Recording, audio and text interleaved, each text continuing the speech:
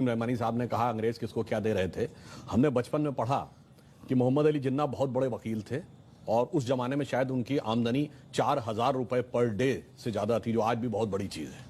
और मोतीलाल नेहरू उससे भी बड़े वकील थे। मैं पूछना चाहता हूं, ये उस जमाने में हजारों रुपए पर डे की आमदनी के लिए पेमेंट कौन करता था? किसी हिंदुस्तानी का मुकदमा लड़ रहे थे क्या? भारत तो बहुत गरीब था, हम तो अकाल और भूखमरी से झेल रहे थे। पेमेंट कौन कर रहा था? अंग्रेजों के मुकदमे लड़ रहे थे ना, इसीलिए तो। और मैं यह भी बताना चाहता हूं, जिसमें अशफाक उल्ला खां, राम प्रसाद बिस्मिल, चंद्रशेखर आजाद, काकोरी कांड, जो लखनऊ के पास ब्रिटिश सरकार का खजाना क्रांतिकारियों ने लूट लिया था, ब्रिटिश सरकार का वकील कौन था? JN मुल्ला, जगत नारायण मुल्ला, कांग्रेस के नेता खड़े थे ब्रिटिश सरकार की तरफ से कि इनको फीस कौन दे रहा था? उनको सरकारी वकील थे ना, तो सरकार से ही तो फीस ले रहे होंगे। अब मैं एक दो फैक्चुअल बात कहता हूं, वो तो विषय अभी सावरकर जी का माहौरकर जी बताएंगे। मैं एक बात कोट करता हूं, बहुत बड़े एक साहित्यकार हुए VS नायपॉल, जिनको 2003 में नोबेल पुरस्कार मिला है अपनी किताब एमंग द बिलीवर्स के लिए। उन्होंने बहुत पहले एक किताब लिखी, इंडिया द वुंडेड सिविलाइजेशन। उन्होंने कहा भारत दुनिया का एक विचित्र देश है, एकमात्र देश है जहां राष्ट्रवाद को बढ़ाने वाला नहीं, राष्ट्रवाद को कमजोर करने वाला इतिहास पढ़ाया जाता है। नंबर 2, उन्होंने कहा ये एकमात्र देश है जो अपने लिखे इतिहास को ऑथेंटिक नहीं मानता, दूसरों के लिखे इतिहास को ऑथेंटिक मानता। उन्होंने कहा ब्रिटेन में जाइए, कोई ब्रिटिश, फ्रेंच या जर्मन के लिखे इतिहास को नहीं मानता, कोई जर्मन, इटालियन या स्पेनिश के लिखे इतिहास को नहीं मानता।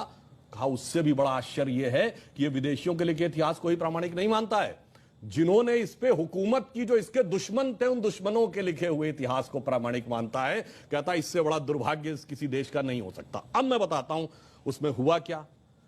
एक और उदाहरण बता रहा हूं। सारे एक सवाल ये है, क्या सिलेक्टिवली भारतीय हीरो को दबाया गया? हाँ, मैं उसके 2 उदाहरण फैक्ट बता रहा हूं। मैं दर्शकों से कह रहा हूं, जाइए चेक करिए। एक KGB के जासूस था जिसका नाम था यूरी बेजनेव, जो भारत में पत्रकार बनकर 70 के दशक में रहता था। उसके संस्मरण पढ़िए। उसने लिखा, हमें एजेंडा दिया गया था कि भारत की संस्कृति को कैसे तबाह करना है और उसके लिए हम क्या क्या कर रहे थे। जो बात इन्होंने कहा कि नूरुल हसन साहब बने तो उसके बाद क्या हुआ, वो छोड़िए। अब मैं एक उदाहरण बताता हूं। महमूद गजनी ने सोमनाथ का मंदिर तोड़ा।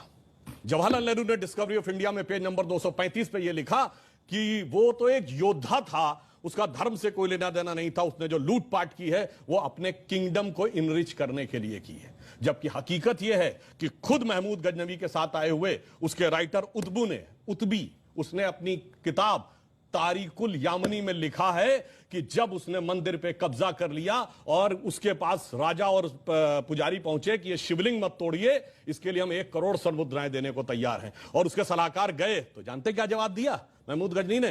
कि मैं तोड़ूंगा जरूर, इसलिए कि कयामत के दिन मैं बुत फरोश के रूप में जाना जाऊं, बुत शिकन के रूप में जाना जाऊं, बुत फरोश के रूप में। यानी नहीं पता पढ़ाई जाती, यानी ट्रेवल, यानी मैं एक बुत फरोश का मतलब हुआ कि जो मूर्तियों के साथ बिजनेस कर रहा हो, उसके लिए नहीं, मूर्ति को तोड़ने। फिल्में हम लोग देखते हैं, युवा पीढ़ी को प्यार मोहब्बत की बातों में बड़ा आनंद आता है। एक लाइन और कह दूं तो, प्यार मोहब्बत की बात हो तो क्या नाम याद आते हैं? शाहजहां, नूरजहां, जोधा अकबर, सलीम अनारकली, शीरी फरहाद, लैला मजनू, यही पढ़ाया गया ना।